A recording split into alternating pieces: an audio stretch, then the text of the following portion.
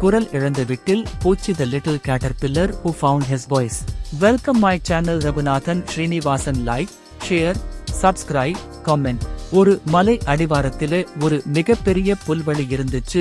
அந்த புல்வெளியிலே நிறைய வீட்டில் பூச்சிகளும் வண்டுகளும் பொன் வண்டுகளும் வாழ்ந்துகிட்டு வந்துச்சுங்க. வருஷங்களைப் போலவே பெரிய ராஜாங்கம் அமைச்சு அதுகளுக்குள்ளேயே கூட்டம் கூட்டமா வாழ்ந்துகிட்டு இருந்துச்சுங்க. அந்த பூச்சிங்க அங்கதான் ஒரு வீட்டில் பூச்சி சேட்டை செஞ்சுக்கிட்டு இருந்துச்சு. பெரியவங்க சொல் கேட்காம தன்னுடைய இஷ்டத்துக்கு வாழணும்னு நினைச்ச அந்த வீட்டில் பூச்சி ஒரு நாள் பெரிய ஆபத்தை சந்திச்சுச்சு. அந்த பூச்சிகள் கூட்டம் எந்த உணவை சாப்பிடணும், எந்த இலைகளை சாப்பிடணும் அப்படின்னு ஒரு வரையறை வச்சிருந்தாங்க. அந்த உணவுகளை மட்டும் தான் சாப்பிட்டு தங்களுடைய வாழ்க்கையை நடத்துனாங்க. மூத்தவங்க சொல் பேச்சு கேட்கிறது தப்புன்னு நினைச்ச வீட்டில் பூச்சி ஒரு நாள், நான் இந்த உலகத்துல இருக்கிற எல்லா செடிகளையும் தின்னு பார்த்து அதோட சுவை என்னன்னு தெரிஞ்சுக்க போறேன் அப்படின்னு சொல்லிட்டு ஒரு கருப்பு கலர் இலைய சாப்பிட்டுச்சு.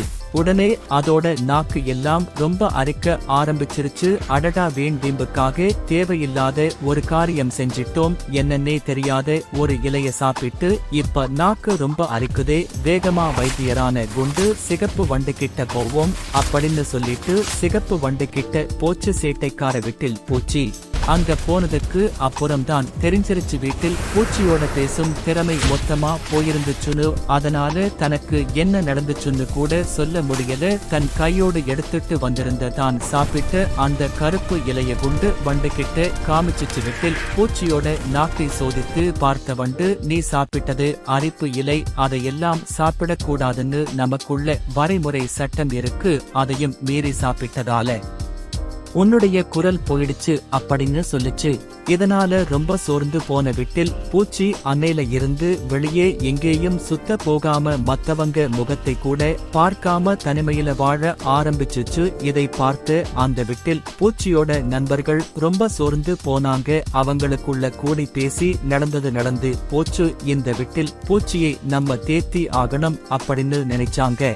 அப்பத்தான் அவங்களுக்கு ஒரு யோசனை வந்துச்சு. உடனே நேரா பேச்சு திறமை இழந்த வீட்டில் பூச்சி கிட்ட வந்து, நாங்க ஒரு இசை கச்சேரி நடத்த போறோம், எங்களுக்கு எல்லா இசைக்கருவிகளும் நாங்களே செஞ்சுக்கிட்டோம், தாள கருவிகளை பொன்வண்டும் பாடல் பாடுவதற்கு விட்டல் பூச்சியும் எல்லாம் ஏற்பாடு செஞ்சுட்டோம், ஆனா பீப்பி ஊதுறதுக்கு ஆள் இல்ல, நீ வேணா முயற்சி செஞ்சு பாக்குறியா அப்படின்னு சொல்லி ஒரு குட்டி பீப்பி விட்டில் பூச்சி கிட்ட கொடுத்துட்டு போயிட்டாங்க.